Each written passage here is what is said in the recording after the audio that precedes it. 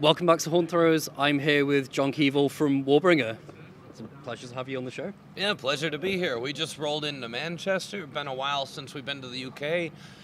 Band's been out for, about a month and a week at this point, and we're finishing up this European tour. Sweet. So, obviously, like the most recent output, Weapons of Tomorrow, has been out for quite a while now. How do you think the sort of critical and fan reception to that's been? Fantastic, so much so that we can actually tour on it 3 years after it came out. It came out just 3 years and 3 days ago, actually, to be exact. So it's kind of a weird one, touring an album for the first time that far later. And on one hand, 3 years is forever in music business world, but then it's not actually that long in time, so it's very strange in that way. But we've been playing a set heavily focused on that, and the last 2 records really, which is kind of the current era of the band represented by our current lineup, and for critical and fan reception, generally considered to be the best, I think. Yeah, I've definitely loved it, and because I'm like quite a big history nerd myself, like I'm doing a degree in history, and so like the lyrical themes from it, especially drawing really heavily on like the First World War and like sort of the build up to it with songs like Black Hand Reaches Out and things like that being about the assassination of Franz Ferdinand, etc. It's like a cool amount to delve into. What is it about that period specifically that sort of like fascinated you so much so that it's not quite a concept album, but it's definitely one of the main themes of that album? The last 2, I have a lot of First World War themes. And first, I'll say the reason I'm writing about history and warfare is more less to be like dates, names, places, specific events, and more the idea of, I didn't get to choose to be born into this world with this history and everything, and the furious rage at the wasted potential of the human species that you see when you look at this stuff. And I think First World War is kind of one of many good examples of that, but it's just super high on the depressiveness, I guess, and also there's almost in a Tolkien-esque grand metaphor sense, there's sort of a sense of the age of man and of trees and nature is over, and the age of machines has dawned, and we live in the cruel aftermath. And that was kind of the theme if you look at the album cover between Woe to the Vanquished and Weapons of Tomorrow. Woe to the Vanquished has this grim World War I-esque monument, one that actually existed in New York City at one point. It was a pile of helmets, if you see it, which is kind of like an implied pile of skulls, but it's in the 20th century, pretty barbaric, really. And then the Weapons of Tomorrow has those like Great Wars era monuments in the background with the kind of ruddy rust color, and then with the drones and cybernetic weapons coming out of it, and that's where we are now, unfortunately. And it's sort of I guess the reason I'm screaming into a microphone is because we have all this amazing technology, and we're using it to create like expertly guided munitions that could go through that window over there, but there's still people unfed, and and we have AI writing poetry and making music while humans do menial labor and still can't afford rent. It's kind of the opposite of where like 19th century philosophers thought we were going to end up with, like that machines would free humanity from drudgery and like all of that kind of like almost like Marxist like utopian thinking. Right. Yeah.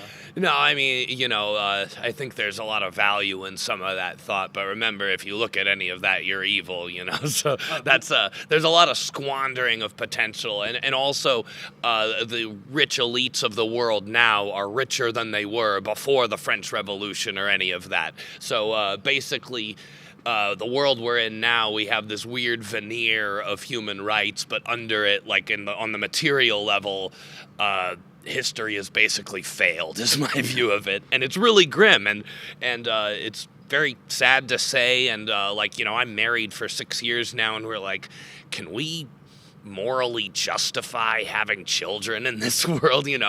Are we going to be like, hey kid, you get to die in the water wars because of my because of my selfish ego that made you exist? And eco-fascism is coming. Well, those are those are the kind of cruel questions, I think, that informed younger people, and by younger, I'm 36, so younger, relative, face today. And I think that kind of and all that I mention this here because I think that kind of gives an artistic reason for some furiously angry genre like thrash metal to have a reason to exist. Very commonly people might stereotype heavy metal as like male teenage angst or something, and people say, why are you into metal? And I'm like, have you fucking looked around? Why aren't you? Like, doesn't this make you angry? Yeah. And unsurprising, because even going way back to Sabbath, it was dealing with like social themes, and like War Pigs dealing with like the fallout of like the Vietnam War, etc. Like that. So for sure.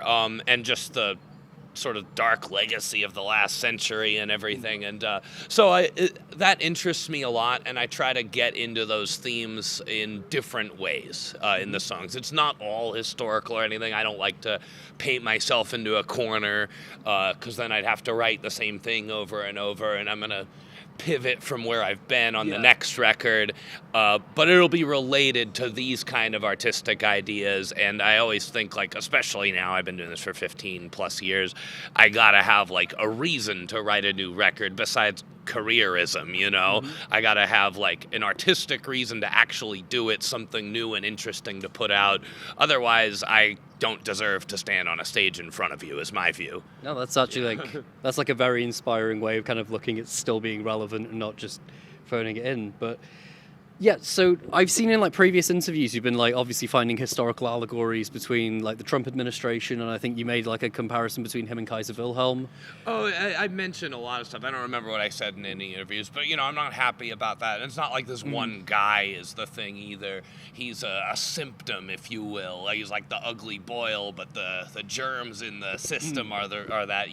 I'm about to move to Florida, where I'm not such a fan of the governor there and the things he's doing. Here you're about to have a coronation when you just had an energy crisis and stuff. So it's, these problems are global, really, and they just manifest in different ways in different places. But yeah, I have a very, you might be able to tell, I have a very like pessimistic view of where this is all heading. And I try to, in some of it too, I try to contrast my sort of cynical pessimism with like inner hope for the goodness. You'll see this mostly on the song Defiance of Fate. That's one. And that's something I'm going to try to play with a little more too. And I guess Glorious End in a way kind of does that in reverse, where it's sort of like, the virtues of bravery and self-sacrifice getting nothing for it at the end. So I've been messing with that sort of like storytelling stuff, and where there's kind of like a two-sided emotional thing to the songs, and just actually trying to make thrash metal songs that have an emotional impact beyond like bang your head, which you should also do though. So, it's interesting that you mentioned Glorious End, because like when we saw you for the first time, I think at the merch booth, you sang the end of it to us because you were that excited about the album. And I was getting like, even back then, I think I said it to you at the time, but like I definitely, having listened to the record, get like real Wilfred Owen vibes from that, like as Dulce et Decorum Est. Oh yeah, absolutely. And I think to anyone who wants to write metal, it doesn't hurt to know some like proper literary source material, and heck, you can trace this, like Disposable Heroes or something. These guys read some of that stuff too, you can tell. And I think most of the best work that people have written, at least on the lyrical level in metal, is grounded in history, literature, and stuff, or at least has an awareness of it to know kind of what themes to stab at. I think that's important. I think anyone who's like, oh, lyrics don't matter in metal, it would be foolish to say that like the guitars don't matter, it's just a bunch of noise or something. If it's on the record, it matters, period. That's how I think about it. Sorry. No, that's like really interesting, and obviously like you were saying, like Metallica took influence from that, and so like going forward, is there anything new for Warbringer? Like, is there a new album in the works? Anything kind of like like that you're keen to talk about? I know you probably maybe don't want to really drop that news on like a... Well, we're working on a record. As far as what it'll be like, when it'll come out, etc., I don't know that myself, so don't worry, I can't spill the beans. But we are working on it. We have demos. I'm writing material. Some of the stuff I was talking about in regards to my feelings about the destination and path of modern society is definitely going to be in there. I think it'll be way less with a lens towards the past and maybe more towards the present and just like modern dystopic themes. That's kind of what I'm thinking will happen. But it'll be a mixture of things because we're going to have like 8 to 10 songs, and I'm going to want them all to be different. So we'll see what that ends up like. I do have a big like 10-page document of lyric ideas. So that exists. I've been working for a while on it, and it's kind of a lot of it is ideas that sort of built up during the pandemic where I felt, at least personally, that my wings were heavily clipped, because we make Weapons of Tomorrow. We're all proud of this record, and then we get to sit at home and not tour it and kind of lose the momentum from it. And it's just, very, very frustrating. So we're touring it now. One of the things is, what could we have done with it had we been able to strike while the iron is hot? We can't, because that's Murphy's Law, but we're going to fight the good fight anyway, even if it's a permanent uphill battle for 15 to 20 years and so on, because at the end of the day, you believe in it. I believe in the artistic legitimacy of heavy metal. I believe our band has something unique and different to offer. Otherwise, I wouldn't still be here. And pretty much I think it's all worthwhile, so I'm going to keep it going until I don't think I have any new ideas to offer. Yeah. Yes, like lastly, kind of what with our podcast especially, we round out the show by kind of like, because we speak to a lot of people who are like politically switched on and use music kind of in a similar way to how you were describing, kind of like pushing, I'll be honest, we have quite a left-wing agenda on the show, but like, what gives you hope for the future, like in these fucking bleak times? Like shifting consciousness, that's the best I can give you, though. I'm kind of with you on that one, and people often will say, I don't like to get political. I think there's a very bad way to deal with those themes in music, but let's not forget the conditions that created heavy metal in the first place. Even if you look at Tony Iommi's Mangled Fingers or something, to say that has nothing to do with political economic circumstances is to turn a blind eye. The whole reason he's cutting off his hand in the factory in the first place is because of socioeconomic conditions, 100%. So I think that most legitimate and this is true, I think, of heavy metal, at least in its origins, and some forms of it, including thrash in particular, punk rock, and then early hip hop and stuff too, where it does really come from this, and that's where a lot of its artistic power comes from. Because at the end of the day, like, the best song is going to say more than like drinking and partying is cool, or bang your head, or or dancing is fun, or getting fucked is awesome, or whatever. The